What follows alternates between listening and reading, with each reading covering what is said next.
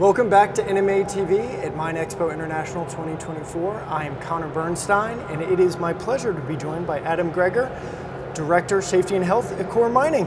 Connor, thank you for having me. Thank you so much for being with me. And first things first, what are your impressions of the show? Oh, it's unbelievable. I was talking to a colleague of mine just saying that it is amazing to bring so many different vendors and individuals into one place that supports mining. I think I heard 40,000+ people were here. 45,000 people. Fantastic. As of this afternoon. So yeah, it's incredible. Yeah. And there's going to be a lot to see over all 3 days.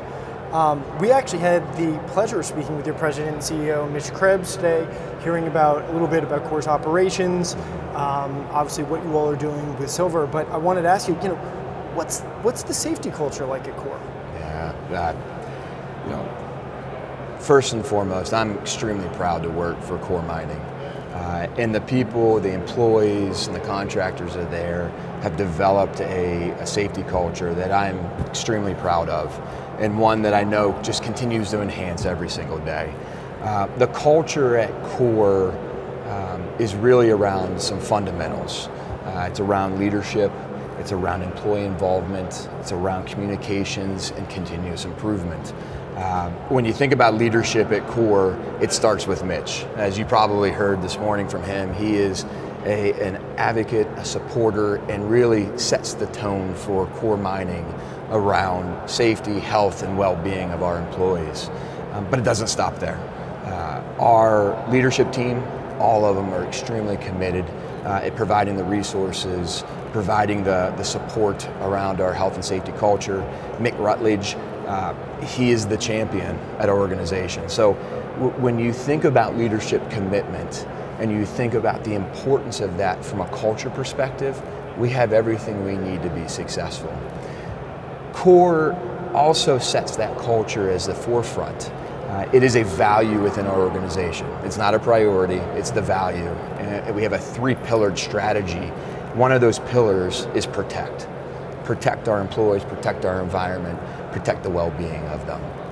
And we talk about it regularly. In fact, tomorrow, our leadership team, as well as our site management team, are meeting to talk about a 0-0-0 vision and objective, which means we will achieve 0 injuries, 0 environmental impacts, and 0 illnesses within the organization. And we're here to find ways to improve that. And I think we'll talk a little bit more about that. Well, yeah, and that, the journey of getting there, the journey of doing that hasn't been easy.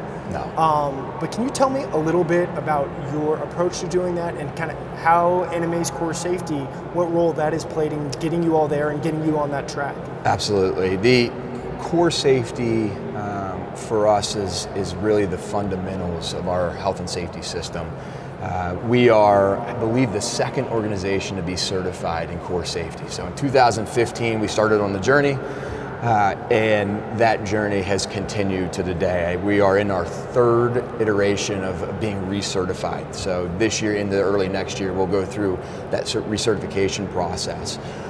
CORESafety provided us a framework for our health and safety system, and that framework involves, as we talked about, management commitment, but it also involves the employee involvement, contractor involvement, our assurance programs, etc.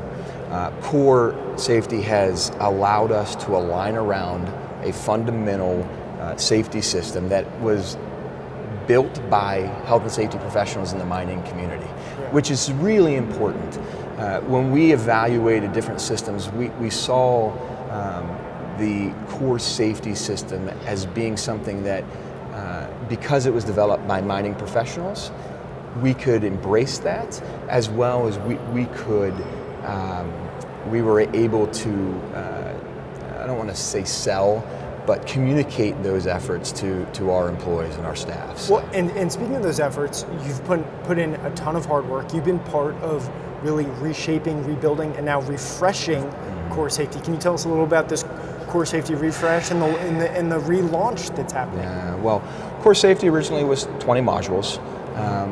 And 2 years ago, with the support of other mining professionals, as well as NMA, we said it was time for a refresh. It's been over 10 years since we've evaluated that. We had support not only from operators, but also from other agencies. We had members of NIOSH participate, we had outside support, and that rehash has allowed us not only to look at health and safety, but we brought well-being into the equation as well. We've also taken it and aligned it to some of the international standards and reduced the modules from 20 to 11.